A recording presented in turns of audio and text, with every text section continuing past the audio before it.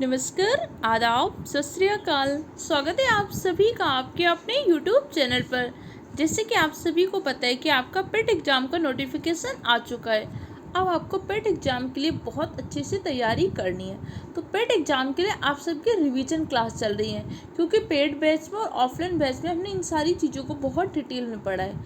अब आपको क्या करना है, लास्ट टाइम पे सारी चीज़ों को रिवीजन होता रहे, इसीलिए आप सबकी यूट्यूब में रिवीजन क्लास चल रही है और पेड बैच में आपकी पूरी थ्योरी क्लासेस चल रही हैं। जो चीज़ें हम पढ़ रहे हैं उनको हम रिवाइज भी करते रहना है। ऐसा ना हो कि एग्जाम टाइम आते आते हम सारी चीज़ें भूल जाएं। तो आज की क्लास में हम पॉलिटी की रिवीजन क्लास में संविधान की महत्वपूर्ण अनुसूचियों के बारे में डिस्कस करेंगे। अगर आपने अभी तक पॉलिटी के क्लासेस से नहीं जुड़े तो आप जाकर जुड़ सकते हैं। हमारे संविधान जब मूल रूप से संविधान बना था, जब हमारा संविधान 26 नवंबर 1949 को बनकर तैयार हुआ था, उस टाइम पे हमारे संविधान में कितनी अनुसूचियाँ थी? 8 अनुसूचियाँ थी। लेकिन वर्तमान में हमारे संविधान में कितनी अनुसूची है? 12 अनुसूची है। हमने अलग अलग संविधान संशोधन के द्वारा 4 अनुसूचियों को जोड़ दिया। तो मूल संविधान में 8 अनुसूची थी, वर्तमान में हमारे संविधान में 12 अनुसूची है। हर अनुसूची में कुछ न कुछ चीज़ें लिखी हुई है।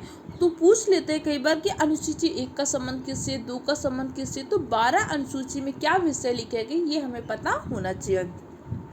अनुसूची 1 में संघ और राज्य का वर्णन किया गया है। अनुसूची 2 में जितने भी हमारे अधिकारी हैं उनके वेतन भत्ते का वर्णन मिलता है कि भाई भारत का राष्ट्रपति है, भारत का राज्यपाल है, लोकसभा अध्यक्ष है, उसको कितना वेतन मिलेगा, किसको कितना भत्ता मिलेगा। भाई सबसे पहले तो देश होगा, अब देश में जो काम करेगा उसको वेतन भत्ता चाहिए कि नहीं। अनुसूची 2 में वेतन भत्ते का उल्लेख किया गया है। अनुसूची 3 में क्या किया गया? अनुसूची 3 में शपथ या प्रतिज्ञान का उल्लेख किया गया। शपथ या प्रतिज्ञान में अंतर क्या होता है? भैया जो व्यक्ति आस्तिक होता है, कुरान को, कलमा को, गीता को, भगवान को, किसी चीज़ को मानता है तो उसके आधार पर शपथ लेता है। अगर कोई व्यक्ति ऐसा है जो कि नास्तिक है, वो भगवान की सत्ता में विश्वास नहीं करता, तो वो क्या करता है? प्रतिज्ञान लेता है कि मैं स्वयं के प्रति शपथ लेता हूँ कि मैं अपने सभी कर्तव्यों का पालन करूँगा। अब तीसरी अनुसूची में किसकी किसकी शपथ का उल्लेख किया गया है? तो देखो, तीसरी अनुसूची में जितने भी आपके मंत्री होंगे, संसद के सदस्य होंगे, सर्वोच्च न्यायालय का जज होगा, भारत का नियंत्रक, मालिका परीक्षक, कैग की शपथ का, जो भी राज्यों में मंत्री जाएंगे, राज्य विधानमंडलों के सदस्य होंगे, उन सबकी शपथ का उल्लेख किया गया है। तो इसमें किसकी शपथ का उल्लेख नहीं किया गया? राष्ट्रपति, उपराष्ट्रपति की शपथ का उल्लेख नहीं किया गया, क्योंकि हमारे संविधान में राष्ट्रपति और उपराष्ट्रपति की शपथ का उल्लेख अलग से किया गया है। तो अभी तक हमने 3 अनुसूचियाँ याद कर ली कि नहीं? पहली अनुसूची में किसका है? भारत के संघ और राज्यों को वर्णन किया गया है। दूसरी अनुसूची में वेतन भत्ते का वर्णन किया गया है कि भैया किसको कैसा वेतन मिलेगा। जिसे राष्ट्रपति का वेतन उसके पद के दौरान काम कम नहीं किया जा सकता। वित्तीय आपातकाल की स्थिति को छोड़कर किसी भी स्थिति में राष्ट्रपति के वेतन को जब तक वो पद के दौरान कम नहीं किया जा सकता। तीसरी अनुसूची में शपथ व प्रतिज्ञान का उल्लेख है। चौथी अनुसूची में राज्यों और केंद्र शासित प्रदेश के मध्य राज्यसभा की सीटों का आवंटन, कि किस प्रदेश को कितनी राज्यसभा की सीटें देनी है। जैसे उत्तर प्रदेश में सर्वाधिक राज्यसभा की सीटें हैं। उत्तर प्रदेश में कितनी है? उत्तर प्रदेश में 31 राज्यसभा की सीटें हैं। तो किसको कितनी राज्यसभा की सीटों का आवंटन कैसे करना है, इसका उल्लेख किया गया है चौथी अनुसूची। पांचवी अनुसूची में SC/ST क्षेत्रों के प्रशासन का उल्लेख किया गया है। अब आपको लग रहा होगा कि अभी हम आर्टिकल क्यों नहीं डिस्कस कर रहे हैं, क्योंकि महत्वपूर्ण अनुच्छेद की क्लास आपकी पहले ही आ चुकी है, तो आपने वहाँ पर सारे आर्टिकल पढ़े होंगे। जैसे हम पढ़ रहे हैं SC/ST के क्षेत्रों का प्रशासन, तो तुरंत आपके दिमाग में आ रहा होगा अनुच्छेद 244, इसीलिए अभी हम उसको डिस्कस नहीं कर रहे हैं। पांचवी अनुसूची SC/ST क्षेत्र के प्रशासक। छठवीं अनुसूची में हमने क्या कर दिया? 4 राज्यों के नाम लिख दिए हैं। असम, मेघालय, मिजोरम, त्रिपुरा। ये जनजातीय क्षेत्रों में कैसे प्रशासन होगा, क्योंकि जनजातियों की कुछ अपनी परंपराएं होती, उन परंपराओं को जीवित रखते हैं। तो जनजातीय क्षेत्रों में कुछ विशेष प्रशासन करने की जरूरत होती है, इसीलिए मैं छठवीं अनुसूची में इन चारों का नाम लिख दिया। जैसे आप इन चारों जनजातीय राज्यों में जाते हो तो वहाँ पर आपको क्या लेना होता है? इनर लाइन परमिट लेना होता है। वैसे तो हम भारत में कहीं भी जा सकते हैं, घूम सकते हैं, लेकिन जनजातीय क्षेत्रों को विशेष प्रशासन के कारण इन क्षेत्रों में जाने के लिए आपको इनर लाइन परमिट लेना होता है।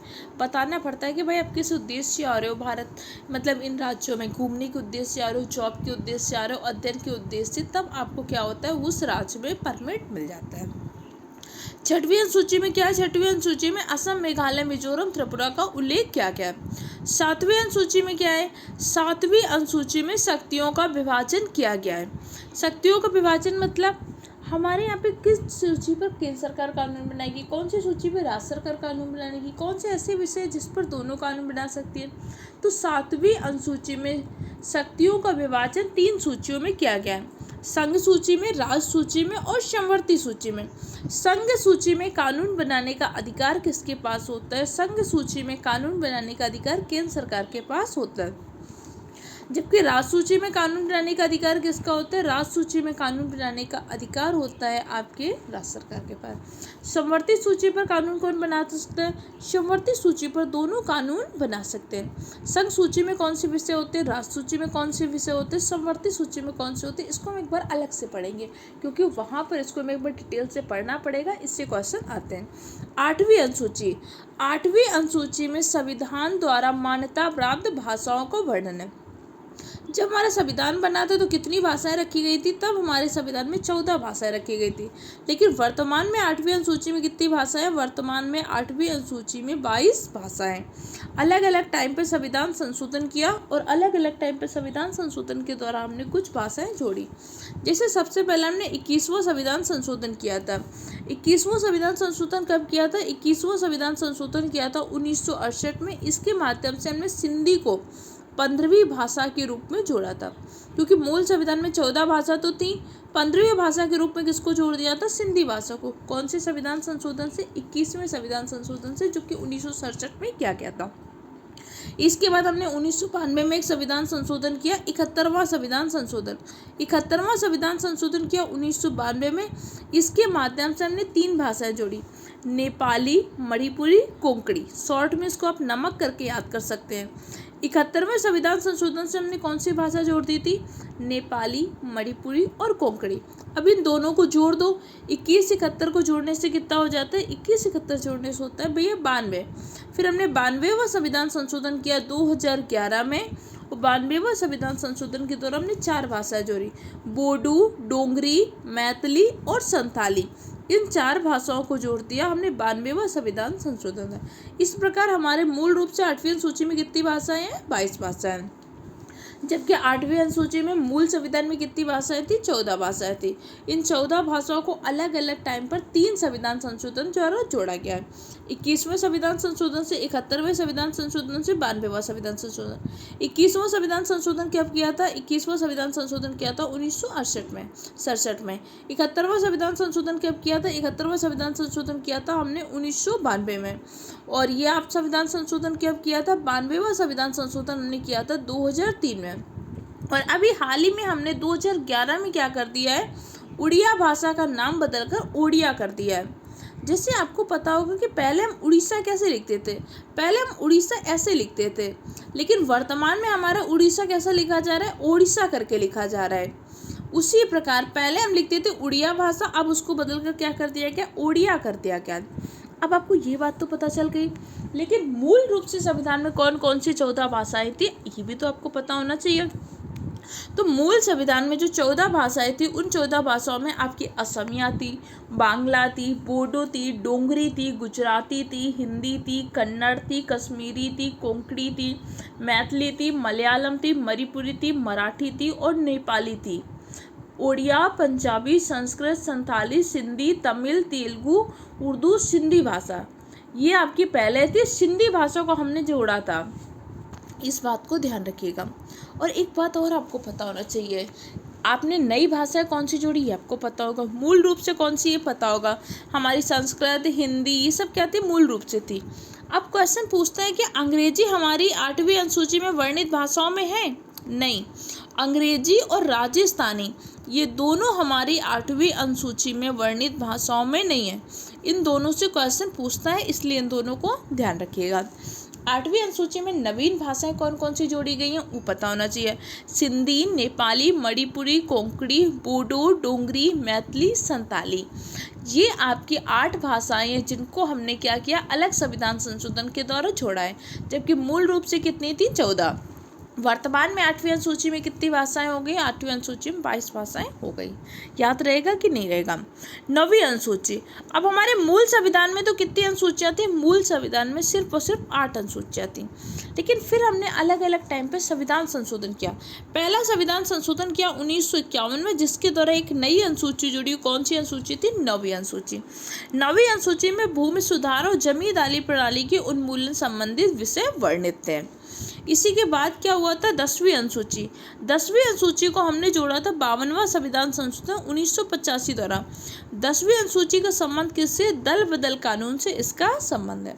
11वीं अनुसूची, 11वीं अनुसूची को हमने 73वां संविधान संशोधन 1992 के द्वारा जोड़ा था। 11वीं अनुसूची में पंचायत का वर्णन क्या क्या है। 73वां संविधान संशोधन 1992 में हुआ, तो लागू कब हुआ था, 24 अप्रैल 1993 को।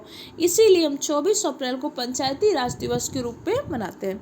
12वीं अनुसूची को हमने जोड़ा था 74वें संविधान संशोधन 1992 के द्वारा। और 12वीं अनुसूची का संबंध किससे, नगर निकाय से संबंध है। पंचायत के अंतर्गत कितने विषय होते हैं, पंचायत के अंतर्गत आपके 29 विषय होते हैं, जबकि नगर पालिका के अंतर्गत कितने विषय होते हैं, 18 विषय होते हैं। तो ये हमने जाना हमारे संविधान की मूल रूप से 12 अनुसूचियाँ और किस अनुसूची में किसका वर्णन है। अब एक बार हम फटाक से रिवाइज कर लेते हैं, क्योंकि क्लास पढ़ने का फ़ायदा तभी है जब भैया चीज़ें याद हो जाएं। पहली अनुसूची में किसका वर्णन है, पहली अनुसूची में संघ और राज्य का वर्णन है। दूसरी अनुसूची में किसका वर्णन है, दूसरी अनुसूची में वेतन और भत्ते का वर्णन किया गया है। तीसरी अनुसूची में शपथ और प्रतिज्ञान का वर्णन किया गया है। चौथी अनुसूची में राज्यसभा की सीटों के आवंटन का वर्णन किया गया है। 5वीं अनुसूची में क्या किया गया, 5वीं अनुसूची में किया गया आपके कुछ नाम दिए गए, असम, मेघालय, मिजोरम, त्रिपुरा का प्रशासन कैसे करेंगे, इसका वर्णन है। 6वीं अनुसूची में SC/ST क्षेत्रों के प्रशासन का वर्णन किया गया है। 7वीं अनुसूची में शक्तियों का विभाजन किया गया, संघ सूची, राज्य सूची और समवर्ती सूची में। 8वीं अनुसूची में भाषाओं का वर्णन किया गया है। मूल संविधान में 14 भाषा थी, वर्तमान में 22 भाषाएं, इसे हमने अलग अलग संविधान संशोधन के द्वारा जोड़ा। 9वीं अनुसूची, इसे हमने पहला संविधान संशोधन 1951 के द्वारा जोड़ा था। 9वीं अनुसूची में भूमि सुधार और जमींदारी उन्मूलन का वर्णन किया गया है। 10वीं अनुसूची को 52वां संविधान संशोधन 1985 के द्वारा जोड़ा। 10वीं अनुसूची में दल बदल कानून का वर्णन मिलता है। 11वीं अनुसूची, जिसे हमने 73वें संविधान संशोधन 1992 के द्वारा जोड़ा, इसमें पंचायत का वर्णन मिलता है।